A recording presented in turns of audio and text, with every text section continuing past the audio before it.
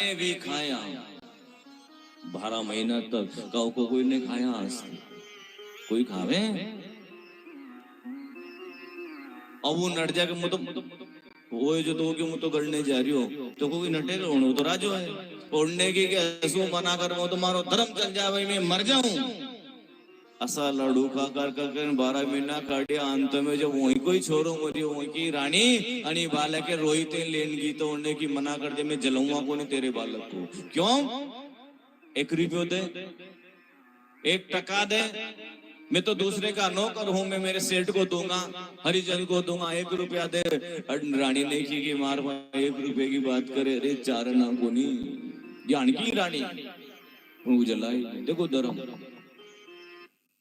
अड़ने की ये कहीं कोनी धार पा तो उन्हीं रानी ने की कहीं कोनी खाली साड़ी है तो राजा ने की चल 1 रुपया नहीं है तो आधी साड़ी फाड़ करके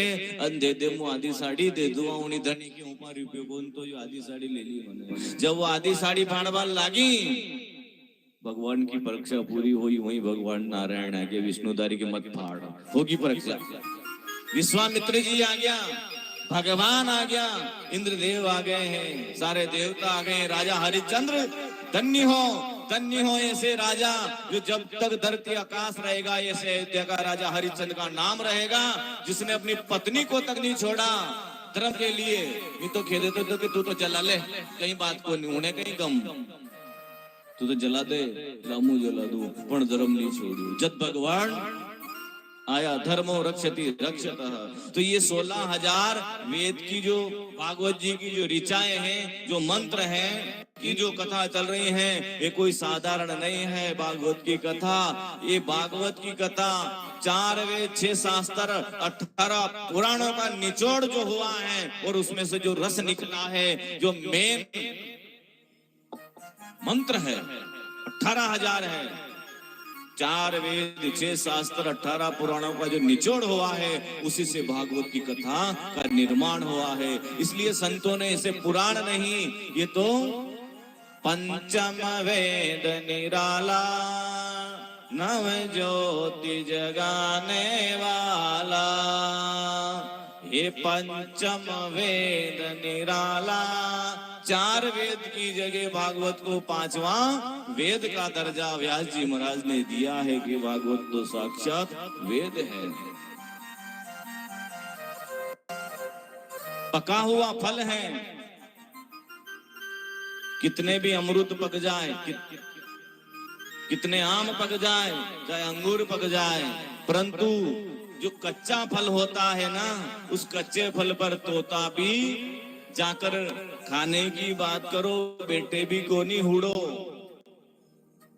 खाबा की बात करो वो नहीं डार पे तपनी बेटे त्रो जाने के पे तो काचो जाम पर है अण पे काची केरी हुआ तो देखे ही नहीं क्यों उड़तो नजर डाल ले के आका आंबा में कसा पान में केरी पाकड़ी तो वही जाना वो बेटे अण्णे की बेटुआ तो रस पे ही बेटुआ न तो उड़तो रे बापड़ो काची को ध्यान नहीं दे क्यों इसमें रस है इसलिए वेदों का पका हुआ जो फल है वो श्रीमद् भागवत की कथा है भागवत की कथा में श्रीमद् भागवत में रस के अलावा न छिलकी भरी हुई है न गुटला है कुछ भी नहीं है इसमें तो सिर्फ रस ही रस भरा हुआ है सिर्फ पीने वाला चाहिए और जिनने पी लिया उसका कल्याण हो गया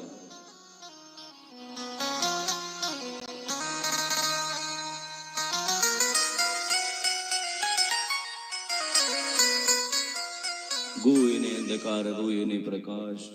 अज्ञान रूपी अंधकार का अज्ञान रूपी अंधकार का जो सर्वनाश करके ज्ञान का दीप जला दे उसी का नाम सतगुरु है बिना पानी के कोई फसल होने वाली नहीं